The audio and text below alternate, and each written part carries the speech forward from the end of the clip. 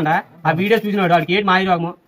ఆడ వైజాగ్ లో హైదరాబాద్ ఉన్నాడు, డబ్బు నిండిపోతాడు కానీ అక్కడ వాడు ఇక్కడికి వచ్చి గ్రామం వచ్చి భోగి సంక్రాంతి కనుము ముక్కనుము ఎంజాయ్ చేయడానికి వాడికి ఏంటి మాయరోగము.